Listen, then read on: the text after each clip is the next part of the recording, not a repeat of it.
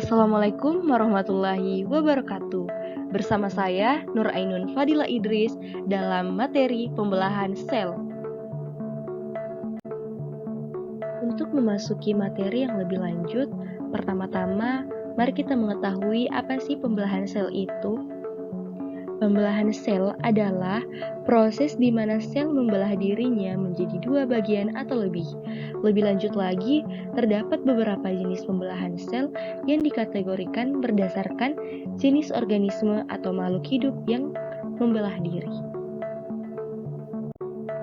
Pembelahan sel ini terbagi menjadi 3 bagian, yaitu amitosis, mitosis, dan meiosis. Amitosis, contoh pembelahan sel terdapat pada amoeba dan bakteri. Mitosis sendiri yaitu pertumbuhan atau regenerasi sel-sel tubuh. Pada meiosis sendiri terdapat 2 bagian, yaitu spermatogenesis dan oogenesis. Pembelahan sel secara amitosis adalah pembelahan yang spontan, di mana sel yang langsung membelah menjadi 2. Kenapa di sini spontan? Karena organisme uniseluler seperti bakteri dan cyanobacteria merupakan sel prokariotik yang tidak memiliki membran inti. Pada gambar di samping dapat kita lihat proses-proses dari pembelahan sel secara amitosis. Dengan proses yang pertama yaitu replikasi DNA dan elongasi. Kemudian dinding sel dan membran plasma mulai membelah. Untuk proses yang ketiga, yaitu septum terbentuk dan DNA mulai terpisah. Ke proses terakhir yaitu sel terpisah menjadi 2. Pembelahan sel secara mitosis. Apa itu pembelahan mitosis? Pembelahan mitosis adalah peristiwa pembelahan sel yang menghasilkan 2 sel anak dengan jumlah kromosom sama seperti sel induknya. Pembelahan mitosis hanya terjadi pada sel eukariotik. Hal ini dikarenakan sel prokariotik tidak memiliki nukleus atau inti sel, membran inti sel, dan mitokondria. Sedangkan mitosis memerlukan organel-organel tersebut.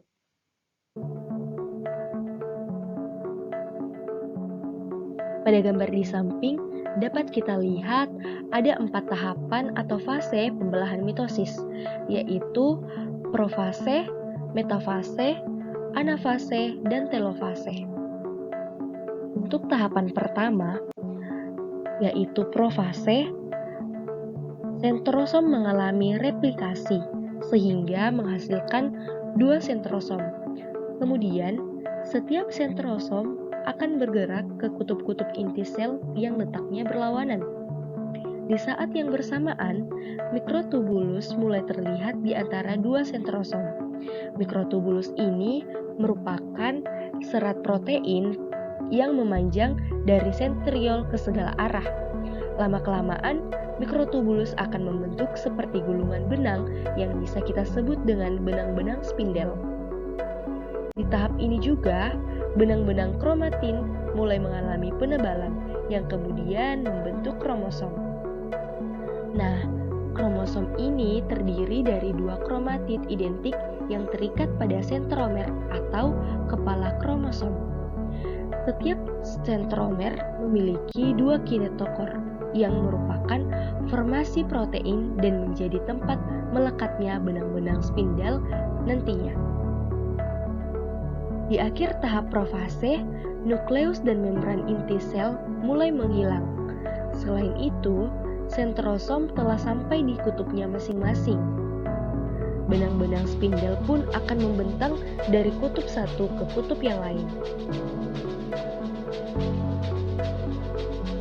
Untuk tahap kedua, yaitu metafase. Nukleus dan membran inti sel sudah tidak terlihat. Masing-masing kinetokor pada sentromer dihubungkan ke satu sentrosom oleh benang-benang spindel. Kemudian, pasangan kromatid bergerak ke bagian tengah inti sel atau bidang ekuator dan membentuk lempeng metafase. Posisi kromosom yang terletak pada bagian tengah inti sel ini membuat jumlah kromosom dapat dihitung dengan tepat dan bentuk kromosom juga dapat diamati dengan jelas.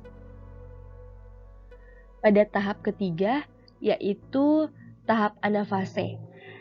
Tahap anafase ini ditandai dengan pemisahan kromatid dari bagian sentromer yang kemudian membentuk kromosom baru. Pada masing-masing kromosom ditarik oleh benang-benang spindel menuju kutub yang berlawanan. Jumlah kromosom yang menuju ke kutub yang satu akan sama dengan jumlah kromosom yang menuju ke kutub lainnya. Pada tahap akhir anafase, kromosom hampir sampai ke kutubnya masing-masing. Selain itu, sitokinesis juga mulai terjadi. Apa itu sitokinesis? Sitokinesis merupakan fase pembelahan atau pemisahan sitoplasma, organel, dan membran seluler. Pembelahan ini dimulai dari pinggir sel atau membran sel menuju ke bagian tengah sel, sehingga akan menghasilkan dua sel yang disebut sel anak. Pada tahap terakhir yaitu telofase. Selanjutnya, kita sudah masuk ke tahap akhir pembelahan mitosis, yaitu tahap telofase. Pada tahap ini, kromosom telah sampai di kutubnya masing-masing. Benang-benang spindel mulai menghilang dan membran inti sel juga mulai terbentuk di antara dua sel kromosom yang terpisah. Kromosom semakin lama akan menipis dan berubah menjadi benang-benang kromatin kembali. Kemudian, sitokinesis telah selesai. Sel telah membelah dan menghasilkan dua sel anak dengan kromosom diploid. Nah, kalau kita lihat pembelahan mitosis ini secara keseluruhan, maka prosesnya akan seperti ini, sobat. Selanjutnya, terdapat pembelahan sel secara meiosis. Meiosis adalah salah satu jenis pembelahan sel yang terjadi pada organisme yang berproduksi secara seksual untuk memproduksi sel gamet seperti sperma maupun sel telur. Adapun ciri utama dari meiosis ini adalah prosesnya terjadi dalam dua tahapan pembelahan, seperti pada gambar di samping. Tahapan yang pertama yaitu meiosis. Meiosis 1 ini terdapat tahapan yaitu interfase. Tahapan interfase ini yaitu sel anakan baru hasil pembelahan atau mitosis mempersiapkan pembelahannya. Untuk tahap selanjutnya yaitu profase 1, di mana pasangan kromosom homolog digabungkan oleh kiasma dan kohesin kromatid saudara. Selanjutnya metafase 1, di mana kromosom berjejer menurut pasangan homolog di lempeng metalafase.